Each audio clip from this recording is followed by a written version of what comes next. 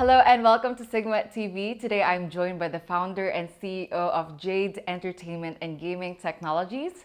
Joe Pisano is here with me today, and for context, Jade is a Philippine-based company. It has established itself as a one-stop shop for casino operators in Asia, and I believe Joe here has a very inspiring story to tell us today, as Jade was predominantly a land-based gaming supplier about a year ago, and now it is becoming the bridge between land-based casinos and online.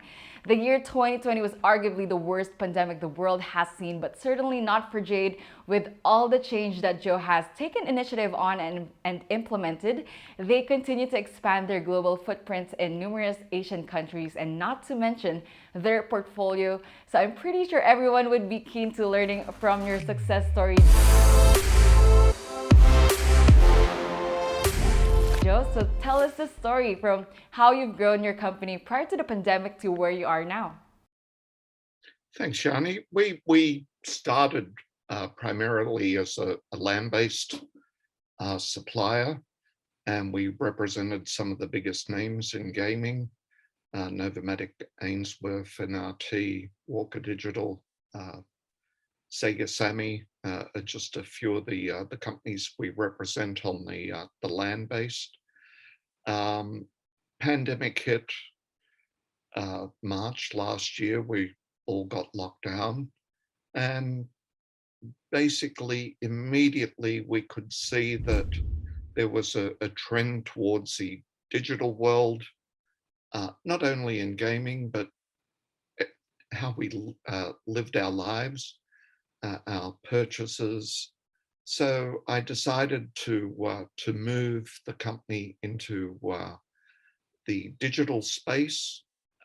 We already had retail sports betting as a service provider at Okada, Manila, and due to the pandemic, that closed. We're now taking that into the online space, what they call remote gaming for VIP players. We're about to launch that on the 12th. We're in the final stages now of our Isabong licensing. We've already been provisionally approved for Isabong. We've built our platform. We have 3 arenas in the provincial areas where we'll be streaming from, and we're hoping to have our first events go live on the 11th. And then also the experience we got from being a service provider here in the Philippines, we've taken that offshore, and we're providing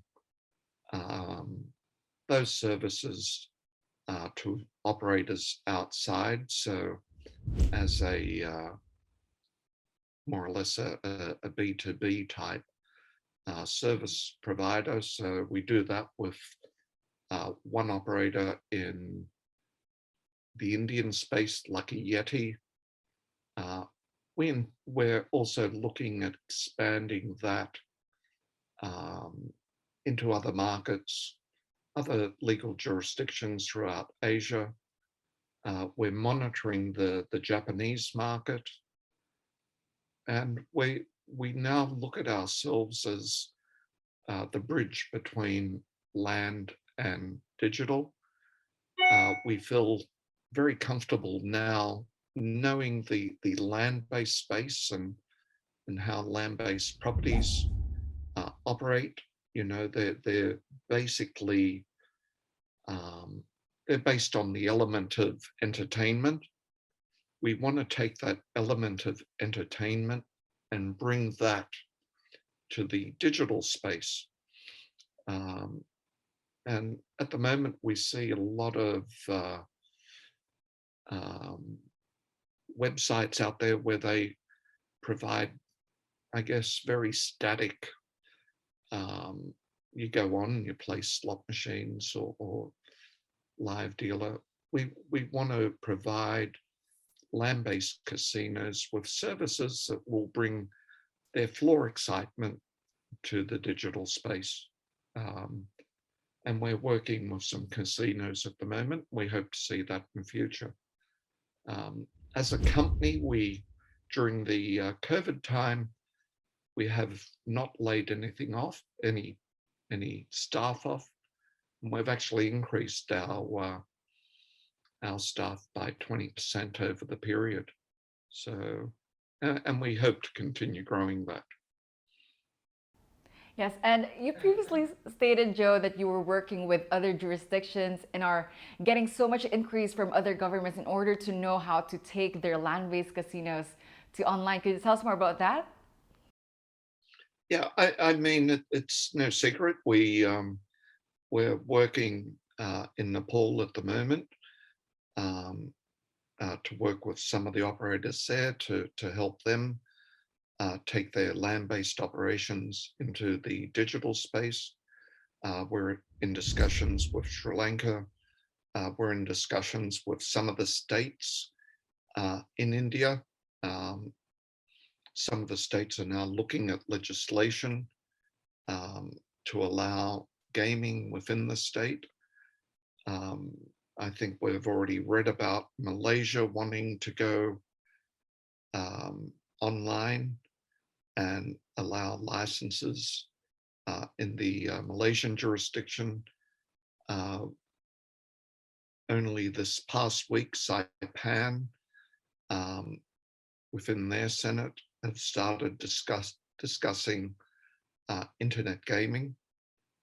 Jade is already a service provider in Saipan, and if that bill does go through, we would definitely approach the Commonwealth regulator there to see how we can work with them in that market. Exactly. And Joe, what are the unique characteristics of these two markets that you targeted for your sports betting products, mainly the India and the Philippine market? We see Philippines as probably the most mature market in Asia in terms of both electronic gaming on the casino floor, and Philippines has a lot of experience in pogo operations, and now with the changes that PAGCOR have announced with PIGO to allow land-based operators to go online within the Philippine jurisdiction, we saw that as, and of course I live here, so this, it was natural that we would look at Philippines as the first market. I then looked at working with operators that targeted the Indian market. India has 1.3 billion people, and there are a lot of casinos along the Nepal border, other operators out of Sri Lanka, some of the states within India themselves. And we believe it's a market that will mature over the next couple of years. I think I've talked about previously the Chinese market dropping off, and I think that'll happen over the next 12 months. So and I really don't want to go into the Chinese market. They don't have land-based casinos, and our business is based on working with legal land-based casinos in legal jurisdictions. Joe, I would just want to bring you back to that point regarding the Chinese market that will fall off in the coming year. What kind of impacts are we expecting to see from the Asian impacts of this to the Asian gaming market rather? Well, I think currently about 80% of the online revenue comes out of that market. So there will be a very big impact if they continue to clamp down, not only on payments, We've seen where they withhold the passports of Chinese workers wanting to go overseas to work within the gaming industry. So it'll have a big impact, and that's where a country like India can take up a lot of that. And Asia is a big place. There's other jurisdictions, Thailand, Japan, um, some of the Middle Eastern countries now. We're seeing the casino in Lebanon, in Beirut, Casino de Liban. They're now starting to take their floor operation into the online world. So there is another example where a land-based property is now expanding into the digital space. And so, what kind of markets are you targeting next? Our next market, and depending what happens in Japan, depending when casinos will be legalized there, we would like to work with the Malaysian government if they regulate. We are in talks in Sri Lanka with some of the properties there and the government there. And these markets that we believe will grow over the next couple of years. And this will drive, I believe, will drive a boom back into land-based in 2023. So these land-based casinos being able to go online will allow them to market more effectively in the online space over the next year. And then we can see a boom in 2023 when people are vaccinated and able to get out again. Well, exciting times ahead for Jade indeed. And what are the crucial aspects in the gaming business that every operator or supplier should take note of, Joe?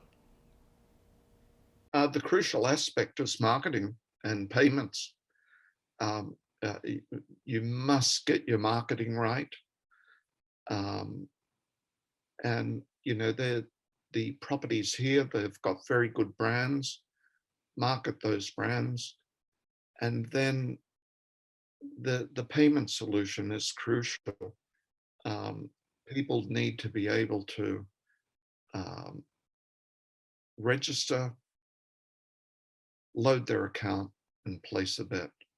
And we've seen only in the past few days where money laundering has risen again. And I think Philippines is one of the countries back on the grey list. Jade is certified by the AML Council of the Philippines. We recently went through our certification, and now got our certificates hanging up. So we're very careful on that side. Post it around your house. The business. Yeah. Well, all right, Joe. Any last words? Last words. I think, if you're a land-based operator, getting into the digital space now and allowing your players to experience the excitement of what they experience on the casino floor in the digital space, it's time to go ahead and do it. And the other thing, we're very excited about Isabong. I mean, I'm pretty excited about that too, for you guys. It's very notorious here in the Philippines right now. 2,500 cockpits in the Philippines. It's the #1 sport. And we're excited, and we're going to be bringing new elements to that space as well. And we're excited to bring all new types of bidding to the ESA bond space. And thank you to SiGMA once again. No, thank you, Joe. I reckon we covered a lot today. So thank you so much for your time and for your wisdom this afternoon. I wish you all the best. We're behind you all the way and hope to catch up with you again soon. Thank you, Yanni. Thank You you, guys Joe. take care, and we'll certainly speak soon. All right, thank you so much. And that's it for myself and Joe. Let us know how you found this interview. Drop us a comment on the comment box below, and we'll see you for the next one.